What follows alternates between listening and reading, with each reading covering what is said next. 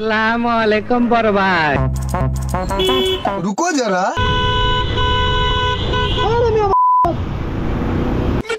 साले का खोपड़ी।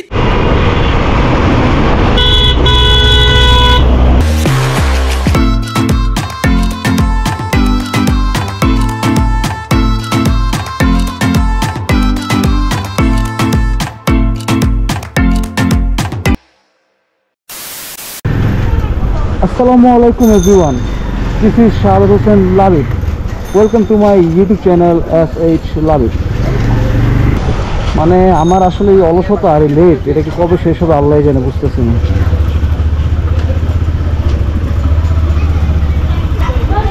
বাসার নিচে এমন একটা কাজ হয়েছে, মানে সিটি কর্পোরেশনের লোকরা সকালে কাজ করে ড্রেন পরিষ্কার করে, সারাদিন ধরে ড্রেনের কোনো কাজ হবে না। ময়লা যে পরিষ্কার করতে এটা যে ক্লিন করতে হবে। গাইজ এখন আমি আছি মানিক মিয়া এভিনিউতে,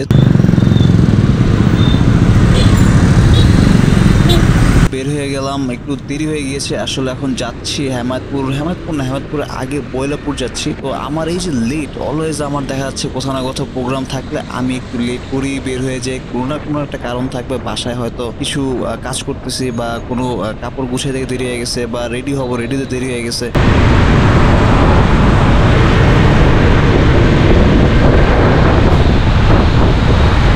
এ নিয়ে একটা মানে আমার অলসতা কাজ করে নাকি হেলামি আমি ঠিক বুঝতে পারি না। কোনো না কোনো বিষয় নিয়ে আমার লেট হয়েই যায়। তো যাই হোক, এখন যাচ্ছি বৈলাপুরের দিকে, আমার শ্বশুর বাড়িতে বারবিকিউ প্রোগ্রাম হচ্ছে। শীতের মধ্যে বারবিকিউ প্রোগ্রাম তো আর মিস করা যায় না। তো চলে যাচ্ছি ওখানে, মামা চলে গিয়েছে, আমার ছোট ভাই চলে গেছে এবং আরো কিছু ফ্যামিলি মেম্বার থাকবে।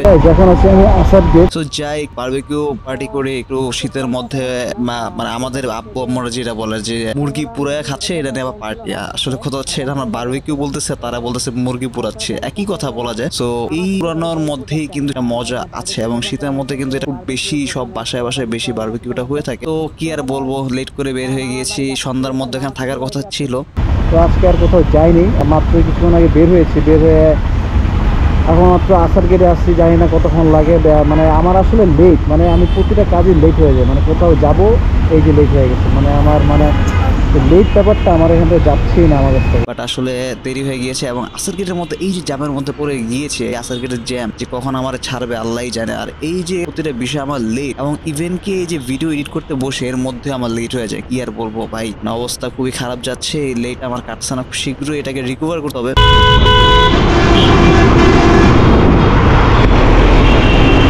চেষ্টা করতেছি সব কাজে একটু দ্রুততার সাথে কাজ করার জন্য।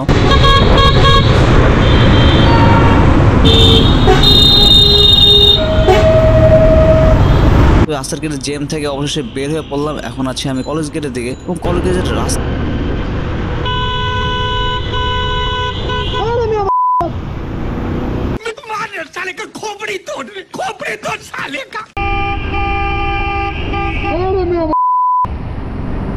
मेरे पास कोई अल्फाज नहीं है।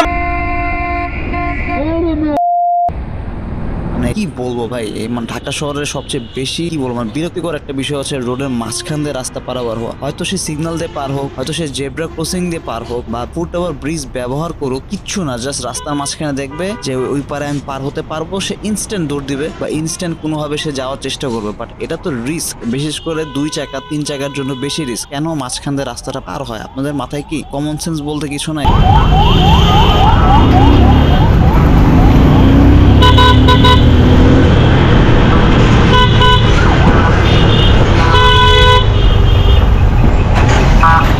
পুরো ফাঁকা দেখা যাচ্ছে এবং আমার ভিডিও অ্যাঙ্গেলটা কিন্তু চেঞ্জ হয়েছে। হয়তো আপনারা এবার আমার ভিডিওর ভিউটা দেখে আপনাদের ভালো লাগবে, বিকজ এবার বেশি ওয়াইড দেখা যাবে, আমার বাইকের সামনে ফ্রন্টের ভিউটা দেখা যাবে এবং দুই পাশের ভিউ আপনাদের পুরো ওয়াইড অ্যাঙ্গেলে দেখা যাবে। আশা করি এবারের ভিডিও ভিউটা আপনাদের ভালো লাগবে।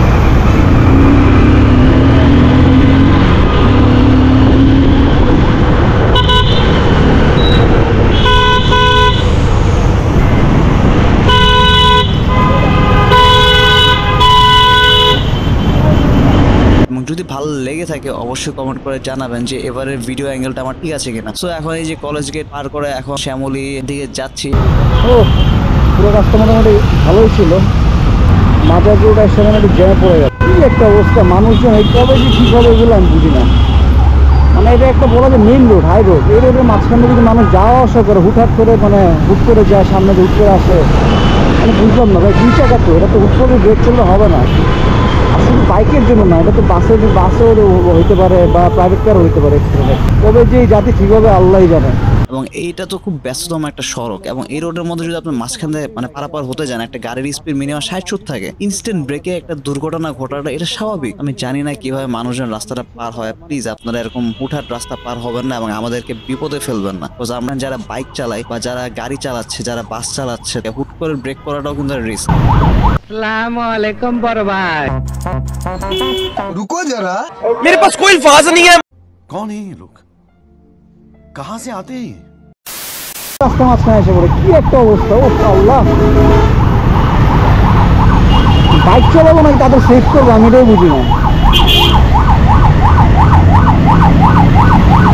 থেকে যায়। সো প্লিজ আপনারা এরকম হুটহাট করে রাস্তা পার হবেন না। তো এখন চলে আসছি টেকনিক্যালের মোড়ে হালকা একটু জ্যাম দেখা যাচ্ছে। সো টেকনিক্যাল মোড় হয়ে মাজার রোড ক্রস করতেছি, এবং এই যে দেখেন রাস্তা মোটামুটি ফাঁকা, আবার জ্যাম, ডান পাশে পুরাই জ্যাম হয়ে গিয়েছে। আর গাবতলীতে হয়তো হালকা একটু জ্যাম পেতে পারি, এবং গাবতলীটা ক্রস করে রাস্তা মোড়ে ফাঁকা পাওয়া যাবে আশা করা যায়। এবং এই যে আপনার মাজার রোড থেকে গাবতলী, এই রোডটা কিন্তু প্রচুর পরিমাণ ভিড় থাকে, মানে গাড়ি টুকটাক থাকবেই কম বেশি। মানে এখানে আপনি খালি পাবেন, এটা আপনার স্বপ্নের একটা বিষয় যে আমি গাবতলীতে খালি ভাবে চলে যাব। গাইস, এখন আছি গাবতলী থেকে এখন যে অবস্থা জ্যাম, আর এখানকার মানুষজন হুটহাট করে চলে আসতেছে। মানে কি যে বলবো একটা, ও আল্লাহ, কবে যে শান্তিভাবে বাইক চালানো যায় আমি এটাই বুঝি না। সো এই দেখেন এই রোডের মধ্যে ব্যস্ততম সড়কের মধ্যে রিক্সা চলতেছে, মানে এখানে গাড়ির স্পিড থাকে পুরো রাস্তা জুড়ে। আমার এই একটা ঝামেলা চলতেছে, মানে আরো 2টা এরকম কাহিনী হচ্ছে। মানে আমার ভিডিও তখন অন ছিল না, এবং লাস্ট 2টা আপনারা দেখতে পেয়েছেন যে হুট করে মাঝখান পড়ে গেছে। মানে ভাই আমি যদি মাইরা দিই, আমার একটা ক্ষতি তারও একটা ক্ষতি, মানে এটা কেন হয় বুঝি না, আমার সাথেই কেন হয় বারবার। মানে বাইক চালাতে গেলে মাঝখান দিয়ে হুট করে কেউ চলে আসবে, হয় অনেকের বাইকের সামনে বিড়াল চলে আসে, কুকুর চলে, আমার বাইকের সামনে মানুষ চলে আসে। মানে কে কারে আগে যাবে, বাড়ি দিয়ে কে টান দিবে, এই ঝামেলা নিয়ে মানে গাবতলীর এক অজবরল অবস্থা। চাপাচাপি করে যেতে গেলেই একটা বাসের চাপ খাওয়া লাগবে। গাবতলী রোড খুবই খারাপ।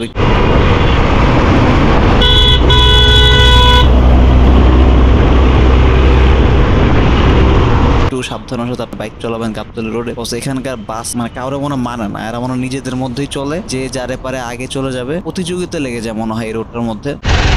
যে জ্যাম লাগছে এখানকার বাইরেও কেমন চিন্তা করতেছি।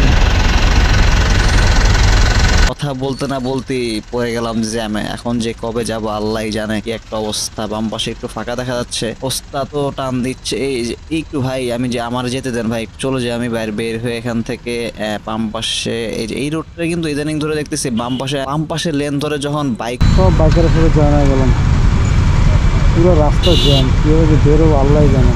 বাম পাশে গাড়িটা পুরো রাস্তাটা জ্যাম করে চলাচল করে বা অটো রিক্সা যায়, হঠাৎ করে দেখে প্রাইভেট কার, কাভার ভ্যান, বাসও ঢুকাই দেয়। ভাই বাম পাশে তো আপনাদের গাড়ি যাবে না, কেন আপনারা বাম পাশে আইসে পড়ে না, বুঝলাম না। আমরা বাইকার 2 চাকার মানুষ, 3 চাকার মানুষ, আমরা সুন্দর করে বাম পাশে লেন ধরে চলে যাই, মানে তারাও বাম পাশে চলে আসে। সবাই যদি বাম পাশে চলে আসে তাহলে ডান পাশে আসে কারা? কি আর বলবো, এই আর কি অবস্থা। জামে বসে আছি, জানি না কখন যাইতে পারবো। দেরি হয়ে গিয়েছে এমনি, তার মধ্যে আরো দেরি হচ্ছে। কি একটা অবস্থা।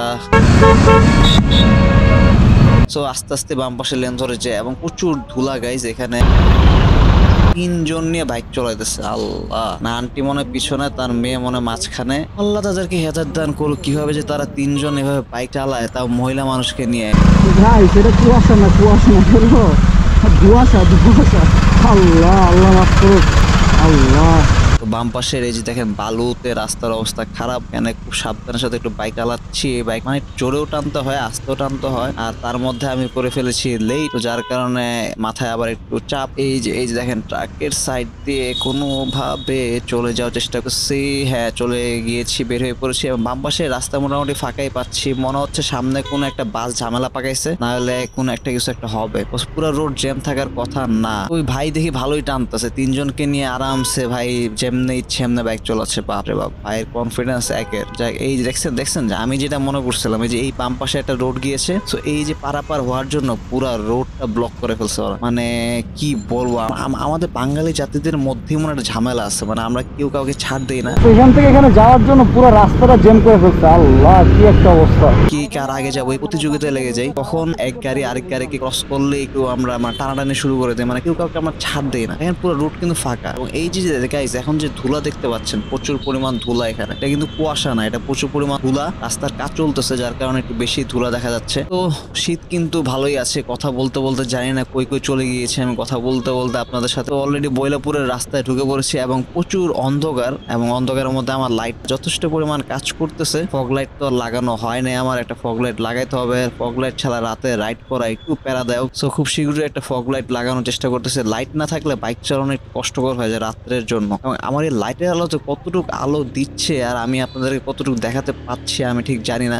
রাস্তা কিন্তু ওরকম একটা ভালো না, আবার কিন্তু দুই পাশের ভিউ অনেক সুন্দর। সেটা সকালবেলা যখন বের হবো তখন আপনাদেরকে আমি কিছুটা একটু মানে ভিউ দেখাতে পারবো যে এখানকার রাস্তাটা খারাপ, বাট দুই পাশের ভিউ খুবই সুন্দর। বর্ষাকালে তো আমি একটা ভিডিও করেছিলাম এই বৈলাপুর নিকরাইলের, যে দুই পাশের সবুজ প্রকৃতি।